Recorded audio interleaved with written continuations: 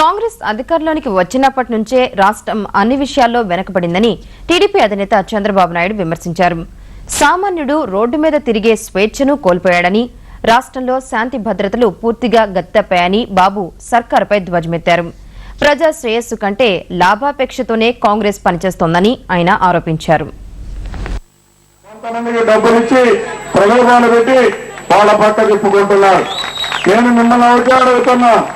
మీరు కూడా వాళ్ళ ప్రలోభాలకు లోనవుతారని అలాంటి నాయకులు చెప్పినా మీరు నివద్దండి.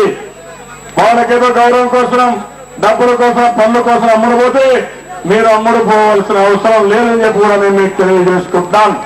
మా తమ్ముళ్ళకు ఒకటే చెప్పాను, ఎవరైతే నాకు ప్రాణ సమానమైన తమ్ముళ్ళు ఉన్నారో మీకు భేద అభిప్రాయాలు ఉంటే పార్టీ మీకు నష్టం చేయలేదు. పార్టీ ఎప్పుడు మిమ్మల్ని గౌరవిస్తా ఉంది.